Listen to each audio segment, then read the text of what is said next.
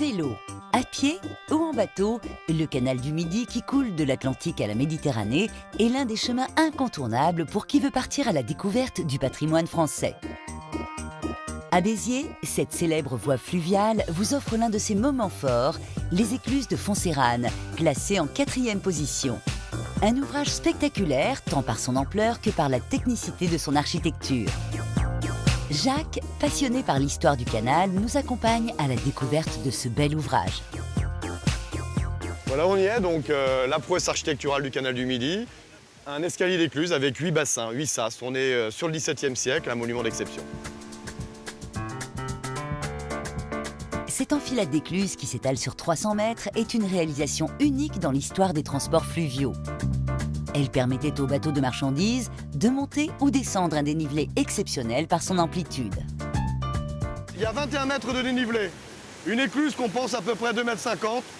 On divise et on arrive à peu près à une 8-9 écluses. Merci pour le calcul. Donc 8 portes pour 7 bassins. Un véritable exploit hydraulique dont la construction s'est basée sur les travaux de l'un des plus grands génies de tous les temps. C'est la première tentative de généralisation des écluses à l'échelle d'un site, d'un monument. On peut considérer que c'est Léonard de Vinci qui les a inventés. Si Léonard a inventé le principe, il a fallu perfectionner son idée. Car ici, la pression de l'eau est telle que les premières constructions de forme rectangulaire se sont écroulées. Elles sont alors remplacées par des bassins de forme ovale qui vont rapidement faire leurs preuves.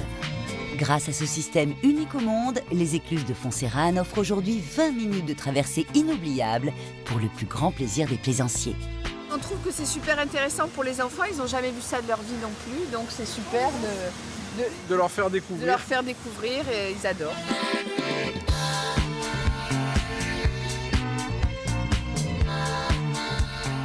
Le plus drôle dans cet ouvrage d'art, c'est que les gens s'y rendent pour l'admirer, bien sûr, mais aussi pour pique-niquer ou tout simplement regarder passer les bateaux. C'est devenu le 3e lieu le plus visité de Languedoc-Roussillon.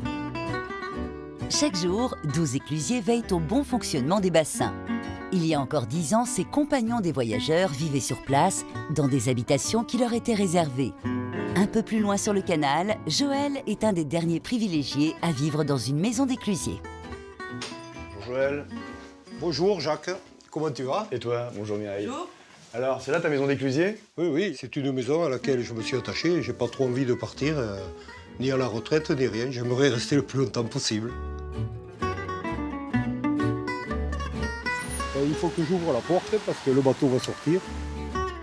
Pour Joël, pas besoin de voyager. Ce sont les vacanciers du monde entier qui viennent à lui. Quand je vois des Néo-Zélandais qui arrivent, ils ont tous le drapeau, là. C'est sûr, le drapeau noir avec la feuille de fougère, là. Alors là, je fais le haka. Chaque fois, je ne peux pas m'en empêcher.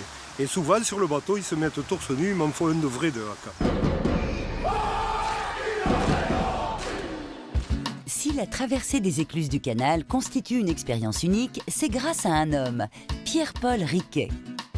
Au XVIIe siècle, ce baron du Languedoc se lance dans un projet fou, créer le canal des deux mers.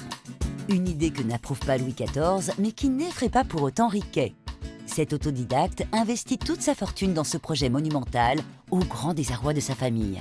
Tout le canal du Midi a été financé par Riquet. Il y laissera sa fortune, y compris celle de sa femme, et ses descendants mettront 40 ans à rembourser ses dettes. C'est certainement un des hommes les plus surprenants du XVIIe siècle. Il n'est ni ingénieur, ni scientifique, et pourtant il va s'engager dans la construction d'un ouvrage fabuleux. Et la ténacité de Pierre-Paul Riquet finit par payer. Durant 14 années, ces hommes creusent sans relâche les 240 km du canal. Jacques rejoint à présent un autre Jacques, grand admirateur de cette figure locale. La dernière année de son chantier, Pierre-Paul Riquet se heurte à un obstacle de taille, le tunnel du Malpasse. Malpasse, ça veut dire mauvais passage. En effet, quand Riquet arrive avec ses ouvriers pour essayer de trouer cette montagne, ils se sont aperçus que c'était un grès très sablonneux et à mesure qu'ils creusaient, tout foutait le camp. Jugée dangereuse, la percée de ce futur tunnel est alors interdite par le roi, qui envoie ses conseillers sur place afin d'arrêter le chantier. Mais rien n'arrête l'homme qui se lance dans cette trouée en toute illégalité. Il a fallu que tout se fasse en cachette. Il creusait surtout la nuit. Dans la plus grande discrétion, un petit groupe d'ouvriers s'attaque à la terre sablonneuse à coups de pioche. Eh bien, tu vois, après 8 jours de dur labeur, surtout la nuit, le pari est gagné, le tunnel est creusé, et c'est fantastique puisque les émissaires du roi ne pourront plus s'opposer à ce que Riquet traverse donc ce tunnel, le Malpasse, pour aller directement sur Béziers. Le rêve de l'apprenti architecte devient alors réalité. Et c'est à Béziers qu'il réalise son dernier exploit, la construction des écluses de Foncérane. Une victoire très symbolique pour l'homme du pays. Quand Riquet arrive devant sa ville natale, et là, il y a une petite vengeance, très certainement, vis-à-vis de son père, qui avait voté contre le projet du canal du Midi en 1612. Donc là, voilà, t'as voté contre, j'ai réussi là où effectivement personne ne pensait réussir.